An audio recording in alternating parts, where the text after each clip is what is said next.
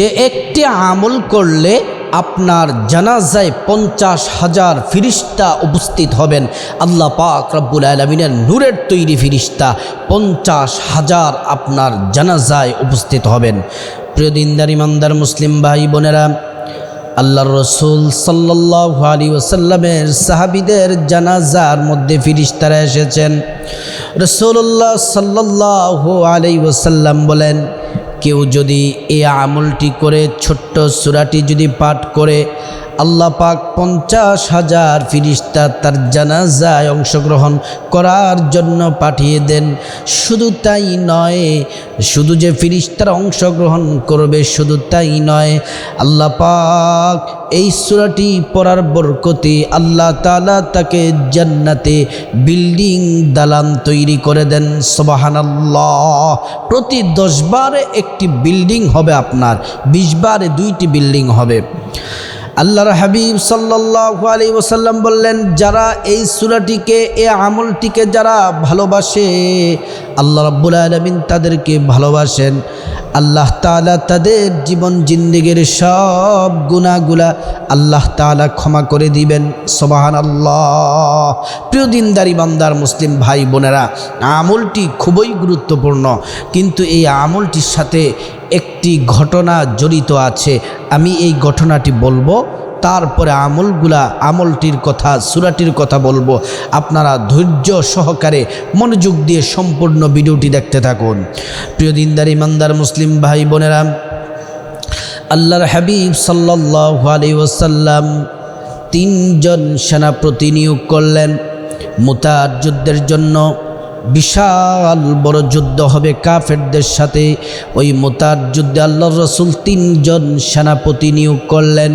প্রথম জন হচ্ছে রাসূলুল্লাহ সাল্লাল্লাহু আলাইহি ওয়াসাল্লামের পালক পুত্র যায়েদ বিন হারেসা। দ্বিতীয় নাম্বার সেনাপতি নিয়োগ করলেন আল্লাহর রাসূলের চাচাতো ভাই জাফর ইবনে আবি তালিব। 3 নাম্বার সেনাপতি নিয়োগ করলেন আব্দুল্লাহ বিন রাওয়াহা।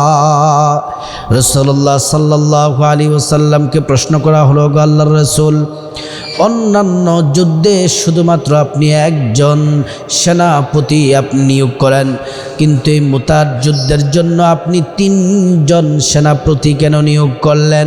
রাসূল বললেন, আমার পালক পুত্র যায়েদ শহীদ হয়ে যাবে।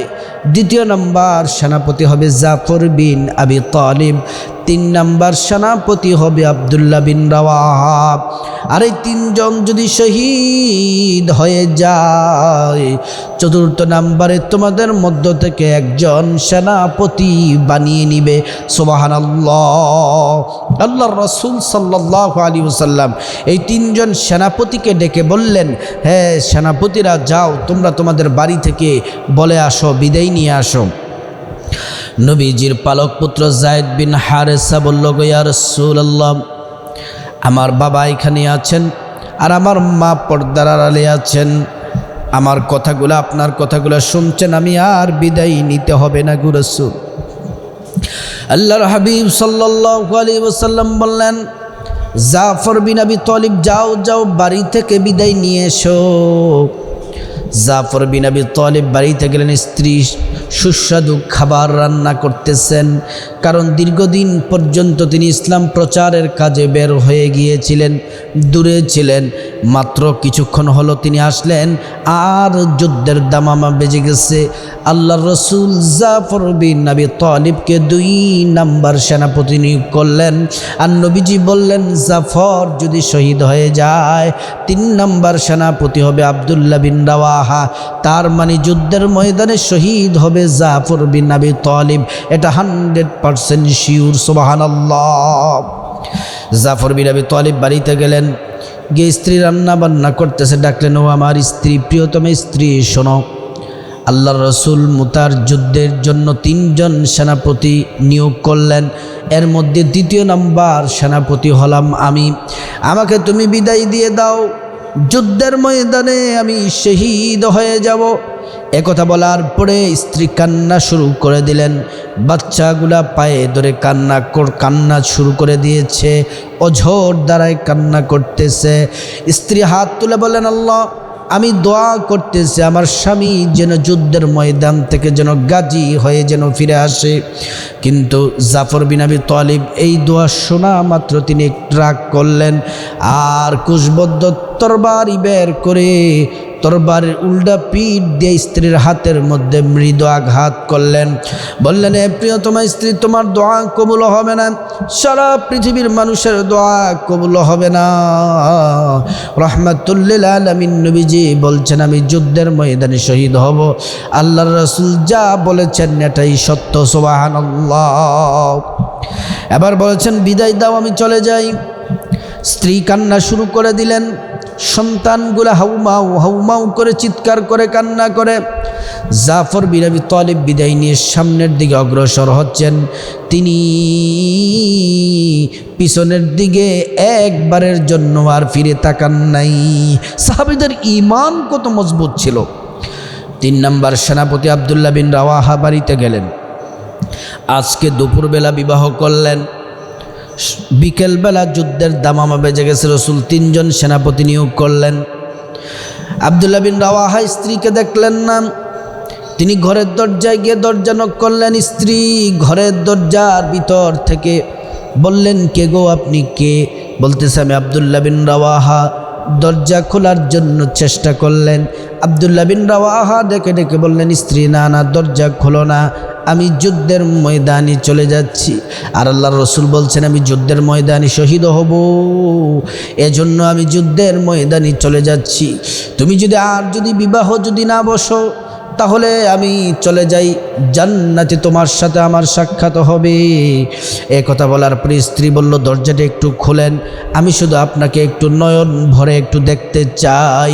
কারণ হলো, আপনাকে যদি এখন দেখে চিনে রাখি, হাসরের ময়দানে আপনাকে চিনতে সহজ হয়ে যাবে।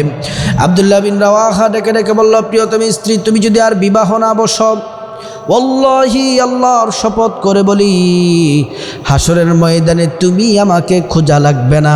আল্লাহ পাক নিজে আল্লাহ তাআলা আমাদের একজন আরেকজনের সাথে সাক্ষাৎ করার ব্যবস্থা করে দিবেন। আল্লাহ তাআলা আমাদেরকে একসাথে করে দিবেন। সুবহানাল্লাহ। তুমি যদি বিবাহ যদি না বসো। আব্দুল্লাহ বিন রাওয়াহা চলে গেলেন। যুদ্ধের ময়দানে যুদ্ধ শুরু হয়ে গেল। মুতার যুদ্ধে প্রথমে নবীজির পালক পুত্র যায়েদ বিন হারেসা শহীদ হয়ে গেলেন। কালিমার পতাকা হলো জাফর বিন আবি তালিবের হাতে। জাফর বিন আবি তালিব কালিমার পতাকা ডান হাতে নিলেন, কাফেররা ডান হাত কেটে নিলেন। বাম হাত ইসলামের পতাকা নিলেন, বাম হাত কেটে নিলেন। এবার পা দিয়ে 2 পা দিয়ে জড়িয়ে ধরলেন, 2 পা কেটে নিলেন। মুখ দিয়ে দাঁত দিয়ে কামড় দিয়ে ধরলেন, পতাকা যেন মাটিতে না পড়ে। এবার গর্দান থেকে গলাটা আলাদা করে দিলেন, কিন্তু দাঁত দিয়ে কামড় দিয়ে ধরে রেখেছেন। হযরত জাফর বিন আবি তালিব শহীদ হয়ে গেলেন। এবার পতাকা নিলেন আব্দুল্লাহ বিন রাওয়াহা। আব্দুল্লাহ বিন রাওয়াহাকেও শহীদ করা হলো। আব্দুল্লাহ বিন রাওয়াহা শহীদ হওয়ার পরে মুসলমানদের পক্ষ থেকে কালেমার পতাকা নিলেন খালিদ বিন ওয়ালিদ, যাকে খালিদ সাইফুল্লাহ বলা হয়, আল্লাহর তরবারি বলা হয়। এবার কালিমার পতাকা নিয়ে কাফেরদেরকে কচু কাটা করে আল্লাহ তাআলার হুকুমে মুসলমানদের বিজয় হয়ে গেল। সুবহানাল্লাহ। মুসলমানরা বিজয়ী হয়ে গেলেন। তারপরে আল্লাহ রাসূল সাল্লাল্লাহু আলাইহি ওয়াসাল্লাম যুদ্ধে জয়ী হওয়ার পরে সাহাবীরা বাসায় আসলেন। নবীজি সাল্লাল্লাহু আলাইহি ওয়াসাল্লাম নিজেও বাড়িতে গেলেন। গিয়ে তিনি বিশ্রাম নেওয়ার জন্য জামা কাপড় খুলছেন। সাহাবীরা কেউ খাবার দাবার করতেছেন, কেউ বিশ্রাম নিচ্ছেন। আল্লাহ তাআলার আরেকটা নির্দেশনা চলে আসলো। সাহাবীরা, ওগো রাসূল, ও আমার হাবিব, আপনি সহ আপনার সাহাবীদেরকে বলেন তাবুকের যুদ্ধে যাওয়ার জন্যে। কাফেররা ওইখানে অবস্থান করতেছে। আল্লাহর রাসূল বিশ্রাম আর করলেন না, সাথে সাথে তৈরি হয়ে গেলেন, কারণ আল্লাহর হুকুম। সাহাবীদেরকে এলান করে দিলেন। সাহাবীরা কেউ খাবার খাচ্ছে, খাবার খাওয়া থেকে রওনা হয়ে গেলেন। কেউ শোয়া ছিল, শোয়ার থেকে উঠে রওনা হয়ে গেলেন। সবাই যুদ্ধের ময়দানে চলে গেলেন, তাবুকের প্রান্তরে।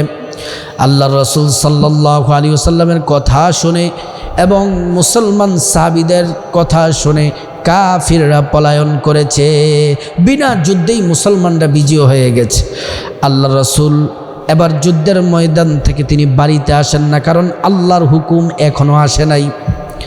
একদিন, 2 দিন, 3 দিন জিবরাইল আলাইহিস সালাম আসলেন। আসার পরে বলতেছেন, ও জিবরাইল, আজকে 2-3 দিন পর্যন্ত আপনার কোনো খবর নাই। কাফেরদেরকে তো আমরা দেখতে পাচ্ছি না, কাফেররা কোথায়? জিবরাইল বললেন, ইয়া রাসূলুল্লাহ, কাফেররা সব পলায়ন করেছে, আপনারা যুদ্ধে জয়ী হয়ে গেছেন। এবার জিবরাইলকে বললেন, ও জিবরাইল, তাহলে কি আমরা বাড়িতে যেতে পারি? এমন কোনো আল্লাহর নির্দেশনা আছে নাকি?